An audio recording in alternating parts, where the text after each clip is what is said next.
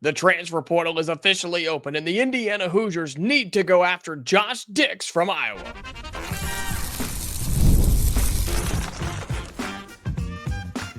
You are Locked On Hoosiers, your daily podcast on the Indiana Hoosiers. Part of the Locked On Podcast Network, your team every day.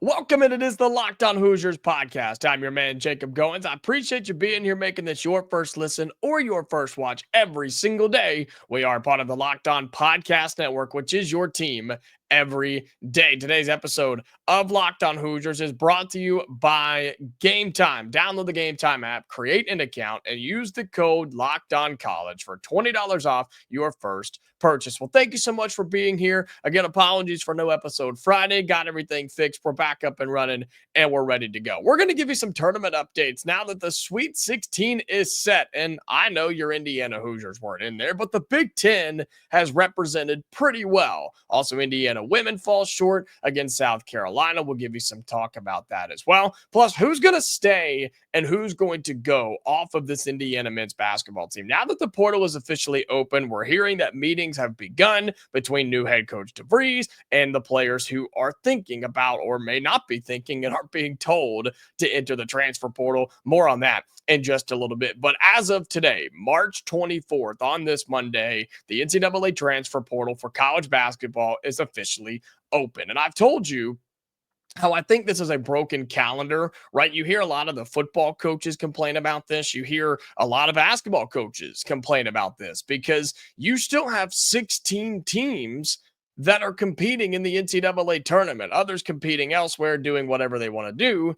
But there are teams who are actively playing that can't put the time and energy they need to into rebuilding their roster for next year. You get punished for being a good team. You get punished for being one of the top 16 teams in college basketball. And you can say, well, that maybe they don't need the help because they're one of the best. Whatever you want to say, I just think the calendar is broken. For us here in Bloomington, in Indiana, and new head coach Darian DeVries, you don't have that problem. You've got all the things at your disposal, and you are ready to go. We understand that his son Tucker is most likely going to be here. Haven't obviously seen that happen yet. He entered the portal, do not contact, and now the portal is open. I expect that to happen fairly soon. And that kid can play, man. If you haven't watched his highlights by now, I don't know what you're doing because the guy can play. Was only injured, or I guess was injured and only played for 8 games for West Virginia this past season. He is a sharp shooter. He is somebody that's going to step in immediately and make you excited as an Indiana basketball fan. And that's what's exciting too, because this guy that I'm about to talk about could also fit with Tucker very, very well in what could be just a totally revived Indiana offense from what we've seen the past handful of years. It's been terrible, right? It's been horrifically bad. One of the worst three-point shooting teams in the country year after year after year. Sure, we're one of the highest scoring teams in the paint, but that's all we've been able to do. That's all we've been able to do. And it's great when you need a bucket, sure. But man, how many times did we get in battles where 2 is less than 3, where they would make a 3, we'd make a 2. We'd give up a 3, we'd miss a 2. And then you just get blown out time and time again. Indiana's going to try and fix that. I think Darian DeVries is going to try and fix that. Yes, with his son Tucker, but you can fix it with a guy like Josh Dix from Iowa, who is in the transfer portal, former 4-star. He's 6'6", okay? The guy is massive, and I'm sure a lot of you have seen him, remember him, have at least heard of him since he played at Iowa here in the Big Ten. Had 12 points against Indiana when they played this past season, going 4 for 5 from downtown. That's all he did, but that's all they needed, okay? This guy can absolutely ball out. 6'6", 210 pounds. This year alone, averaged 14.5 points, 3 rebounds, and almost 3 assists per game. Here's where the fun comes in. Listen to these shooting numbers from Josh Dix from Iowa. 50% from the floor, almost 51. 76% from the free throw line. And he shot 42% from behind the arc. He averaged over 2 makes a game on almost 5 attempts per game. 42% from behind the arc. I like the way that sounds. And not only do I like the way that sounds, I like the way that looks because I've gone back and watched a ton of film on Josh Dix. He can do it all. Can he handle the basketball? Yeah, he can, but he's a big guard. But he can create shots off the dribble. He's not going to do anything crazy with crazy crossovers, drop you to your backside and knock it down in your face. I don't see that being what Josh Dix does at wherever he goes, but he can create off the dribble. He can also finish at the rim, something that I think is very important. Yes, he's 6'6", and it's not just dunking the basketball. He can finish in style with reverses, with pump fakes, and things like that. But where he is his best, where he is his most lethal, is yes, behind the arc, but it's in catch and shoot situations, whether it's cross court passes and they find him in the corner, or it's a dribble handoff with a high screen at the top and he just takes it and shoots it. That is where he is best, or a dribble penetration and a kick out for 3 in the corner, or the extra pass to the wing. That is where Josh Dix is his best, and that's where he could be great in Indiana. And we're going to find what DeVries wants to do with his offense because he has run it a very specific way, but you feel that he's going to have the most talent he's ever had here at Indiana. I think Josh Dix is that guy. And for an Indiana program that has complained, a fan base anyway, and I'm right there with you on this, where we've complained about our slow offense and our lack of shooting and the lack of excitement, Josh Dix is somebody that can fix that. Tucker DeVries is going to be great too, but pair him with another power 4 guy. And Dix is looking to play big time basketball because he can play big time basketball. I haven't heard on whether he wants to stay at Iowa. It's now getting finalized where Ben McCollum from Drake is probably going to be the next head coach. Great hire for them, by the way. So maybe he convinces Josh Dix to stay. They've got their center in the portal too. I don't know. I haven't seen anything about that. I've seen him rumored to Kentucky. I've seen him rumored to other Big Ten schools. I've seen him rumored several places. I'm telling you though, Indiana needs to take a look at this guy because he is somebody that is going to change your offensive style, change your offensive game plan, change your offensive look. And if that is something that's important to Darian DeVries when he steps into Bloomington, which he already has, I'm telling you, Josh Dix needs to be looked at. He needs to get a call. Whether he wants to come here or not, I don't know.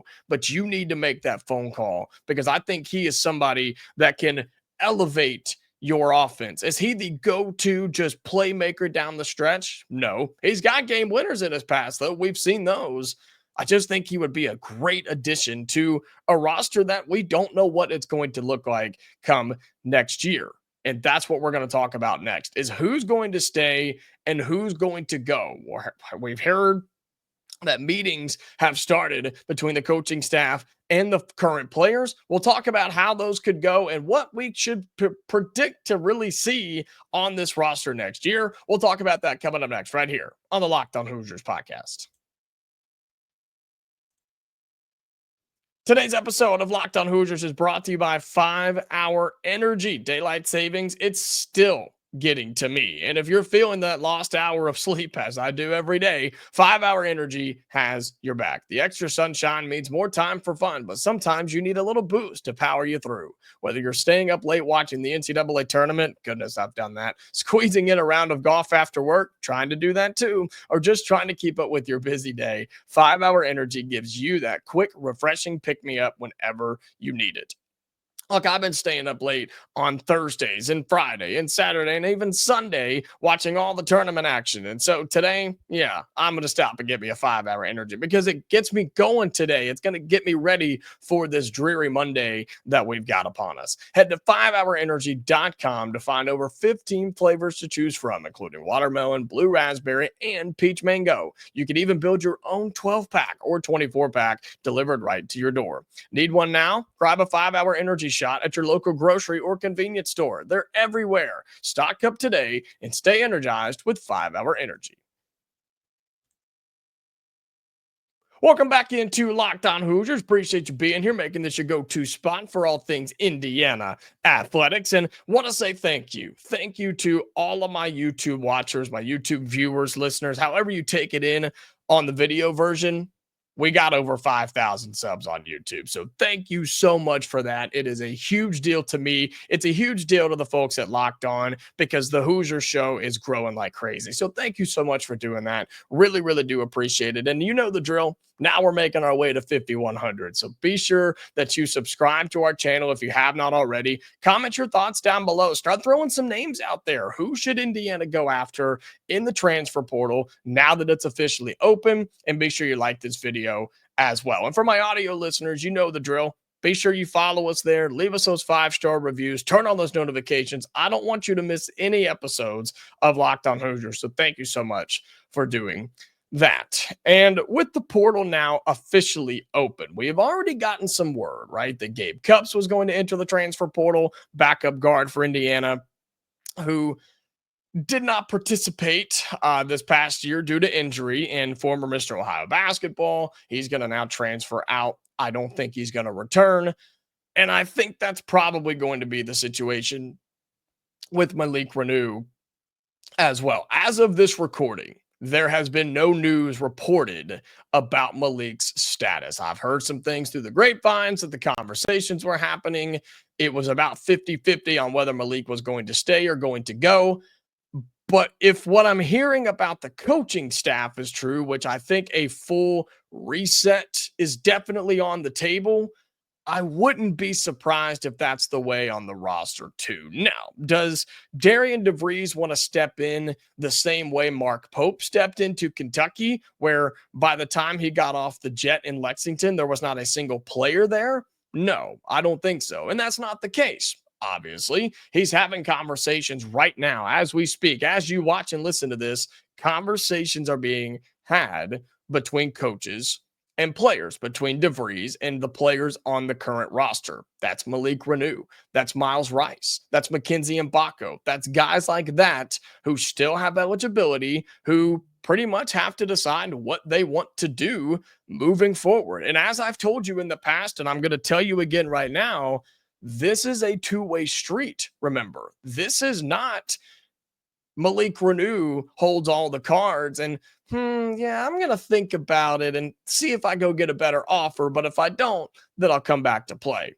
No, not necessarily. DeVries in Indiana could say, hey, man, we appreciate your service, but we recommend that you go find a new home. Could happen for Miles Rice. Could happen for Cannon Carlisle. Mackenzie Mgbako is one that I think is very, very fascinating. And if I had to guess, and this is a guess, I'm telling you right now, this is a guess.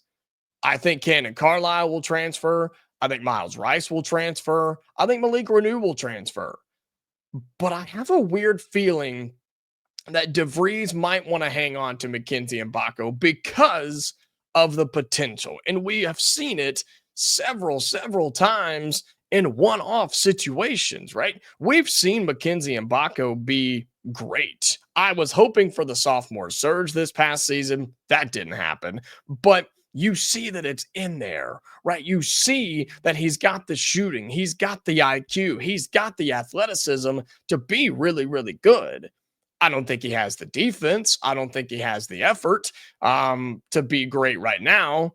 But maybe this new Indiana staff, however it's put together, because that's still a wild goose chase right now, maybe they feel that they can fix Mackenzie Mgbako and make him a key piece to the future team in 25 and 26. But if you do bring in Tucker DeVries, the coach's son, who shoots over 40%, if you do bring in a guy like Josh Dix from Iowa, who shoots it over 40%, and you're talking bigger guards there too, guys that are flirting with the same size as Mackenzie Mgbako, then do you really need him? Do you really need Mackenzie? I don't know. That's what the coaching staff has to figure out right now.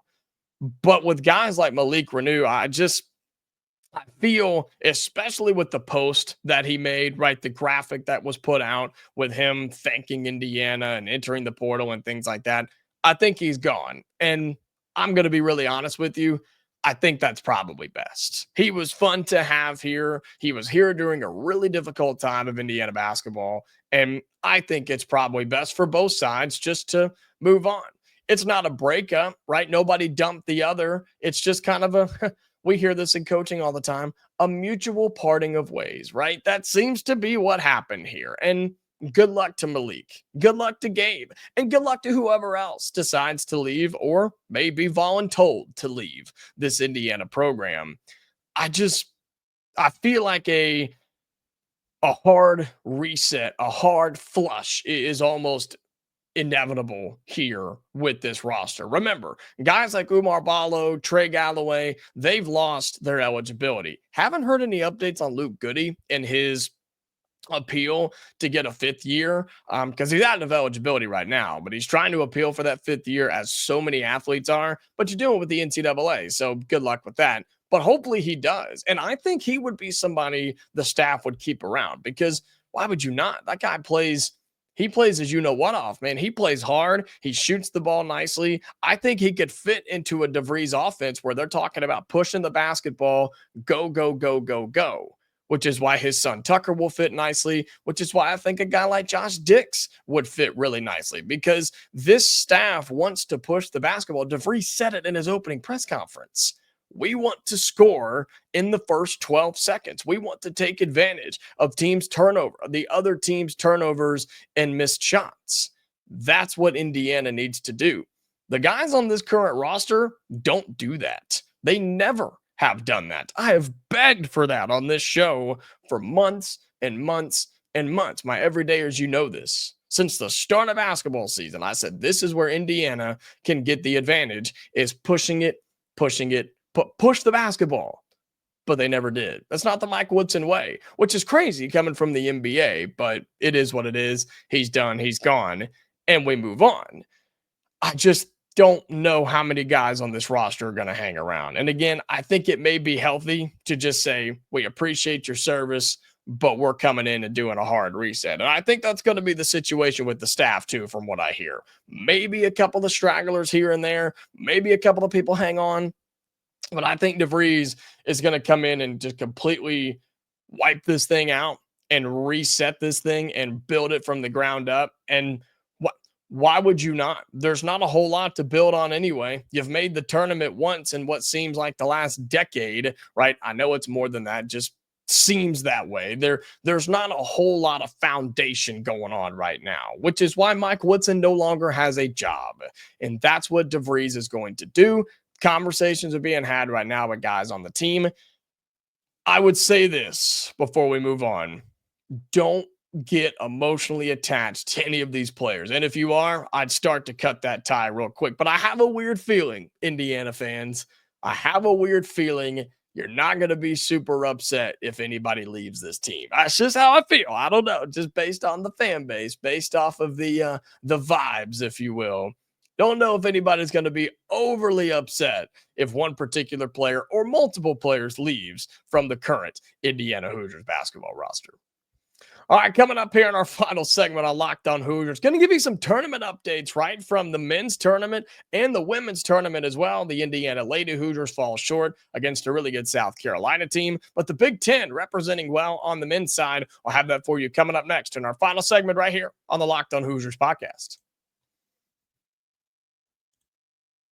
Today's episode of Locked On Hoosiers is brought to you by Game Time. Imagine watching your favorite team live, feeling the energy of the crowd and witnessing unforgettable moments. There's nothing like experiencing a big game in person. Getting tickets should not be stressful. It should be fun. It should be exciting. It should be rewarding. That's where Game Time comes in, making it easier than ever to grab last-minute seats at unbeatable prices. Game Time Picks is their feature where it curates and makes it easier to find better value for ticketing to sports, comedy, music, theater, etc. Plus, they've got their lowest price guarantee because if it's not, Game Time will credit you 110% of the difference. Take the guesswork out of buying tickets with Game Time. Download the Game Time app, create an account, and use the code Locked On College for $20 off your first purchase. That's LOCKEDONCOLLEGE, Locked On College for $20 off. Download Game Time today. Last minute tickets, lowest price guaranteed. All right, final segment here on Locked On Hoosiers. Again, thank you so much for being here. Appreciate you tuning in to Locked On Hoosiers every single day because we post every single day when our technology doesn't mess up on us, right? Monday through Friday, 25 to 30 minutes a day, wherever you get your podcast on audio and, of course, on YouTube. And we got some tournament updates, right? The NCAA tournament, the men's side, is in the Sweet 16. And I've seen a lot of complaints about the first and second rounds of the tournament. And I know why. It's the obvious. It's has been lacking the thing that makes the tournament so much fun. Major upsets and crazy buzzer beaters, right? That's been what has lacked in this tournament in 2025. That's been the thing that most of us are hardcore college basketball fans, but that's the thing that a lot of casual fans, and that comes with a negative connotation a lot of times. I don't mean it that way.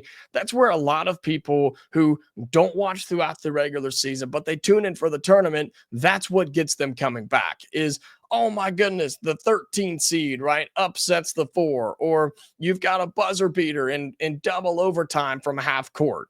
Those things are what have made March Madness, the NCAA tournament, just so exciting over the years. You just didn't have a whole lot of that this year. And I've seen the reason, several people giving their reason, and I think it's fairly obvious.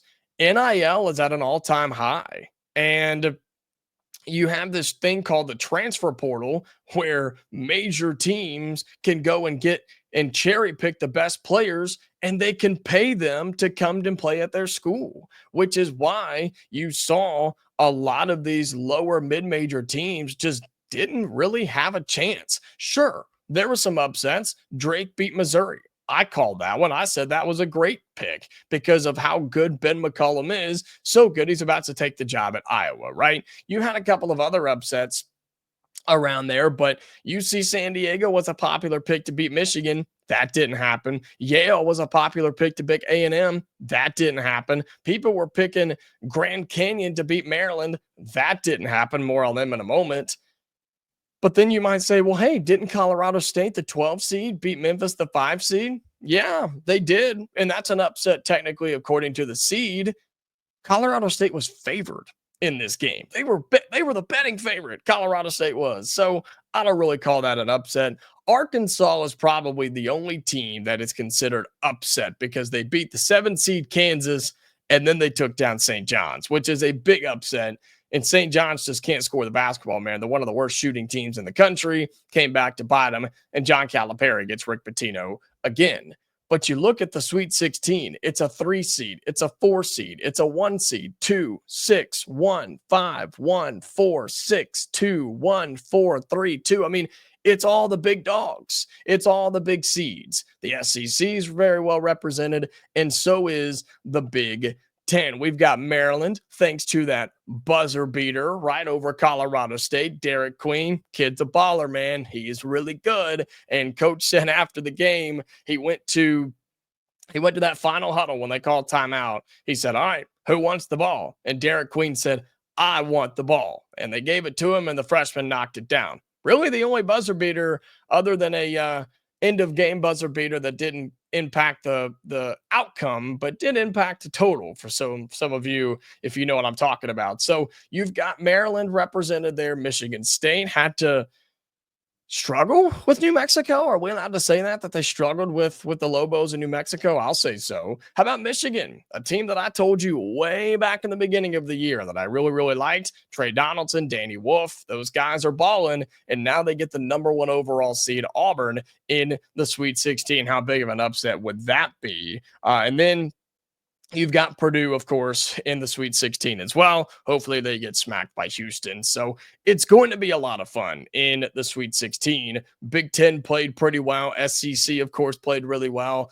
And I still think this tournament is a lot of fun, even if there aren't just crazy, insane upsets and buzzer beaters and things like that. I just think for the first time, you've really seen separation in college basketball because of NIL and the transfer portal. And is there a way to fix it? I don't know. Maybe, maybe not. I mean, they want to expand the tournament. I don't know what that's going to do. I think it's just going to create even more separation.